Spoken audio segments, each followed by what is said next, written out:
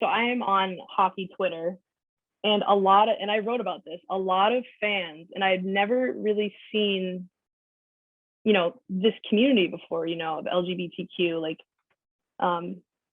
fans like talking about their favorite players and, just everyone talking about it. And then they would have, like how they identify.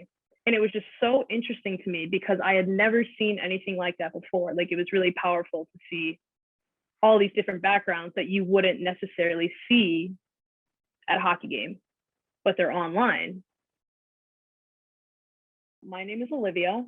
I am I'd say previous hockey player. I played in college. I played at Hamilton College in upstate New York, small town, Clinton, very, very small. I currently am a hockey coach in Connecticut for the Mid Fairfield Stars, U14 girls.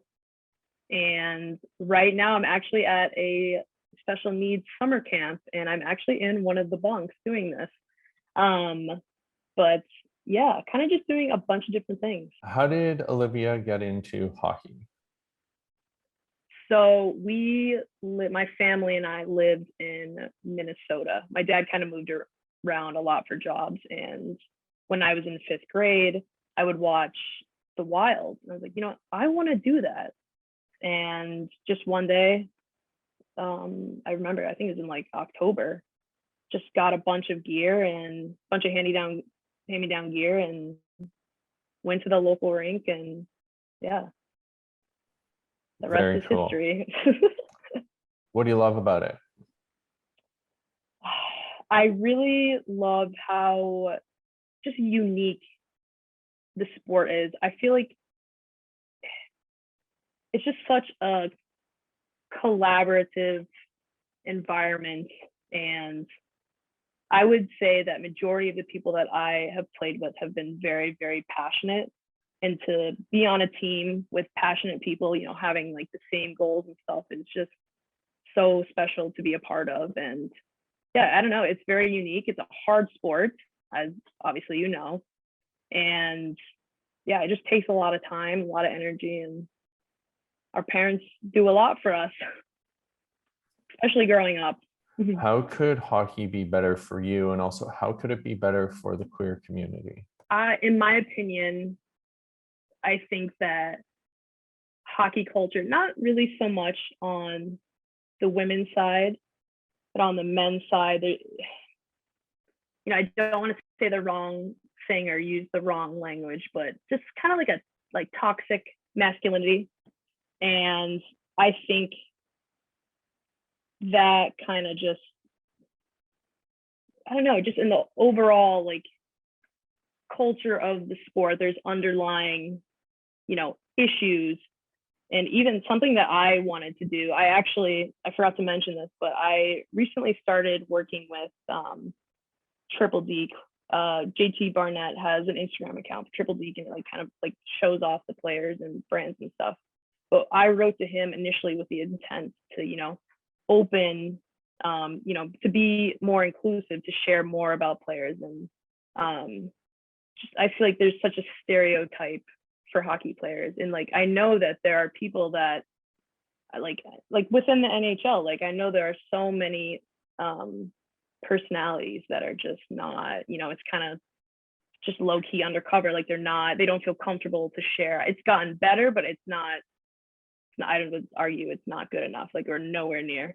I think more representation, again, that comes with, getting uncomfortable about specific topics and, having those,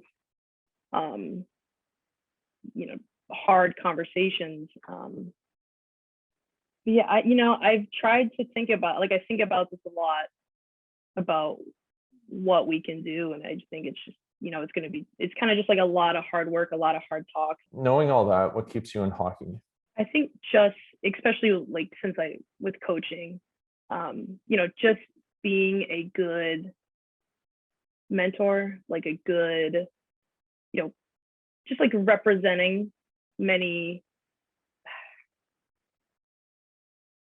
I guess just trying to teach how yeah, like how I view, how I want things to be, how I view the world, like how it should be, more inclusive, and just having those hard talks. Like I've had these with like my 14-year-old girls. They'll like say things that are problematic. I'm like, we're going to talk about that. But just like being very open and just having communication. I mean, there have been many times where you hear things come out that just aren't okay, and sometimes it's like hard to be involved in the sport sometimes just because it's so upsetting. And I would argue that there's definitely a specific demographic of people that do play hockey that have certain values. And yeah, I think just knowing that I want to go in the right direction with how just a more inclusive direction, that those kids coming up, can follow and be more open. I feel like they already are.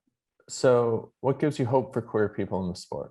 I think, again, just like with, people coming out, like the NFL guy that came out, and, people like you, like that come out, they're like, that's huge. And like, it's funny. So I am on hockey Twitter, and and I wrote about this, a lot of fans, and I had never really seen, this community before, of LGBTQ, like, fans like talking about their favorite players, and, just everyone talking about it. And then they would have, like how they identify. And it was just so interesting to me because I had never seen anything like that before. Like, it was really powerful to see all these different backgrounds that you wouldn't necessarily see at a hockey game, but they're online. And, just people that are, maybe not comfortable yet, or, but I don't know. I feel like with the younger generations, I don't know. I just feel like it's more welcoming, and there's going to be, I don't know. I'm just very hopeful for, our younger generations, because I've already seen like huge improvement, to be honest. You give me hope. I mean, everyone doing this gives me hope, but the fact that you work with, teenage women and girls who are the next generations of leaders in the sport, they're going to coach, they're going to play higher levels. Some of them will have children, and how they raise them will matter, and how they influence them will matter. So instilling, respect in all people is so critical, and or of all people is so critical. So thank you. Yeah. Appreciate that.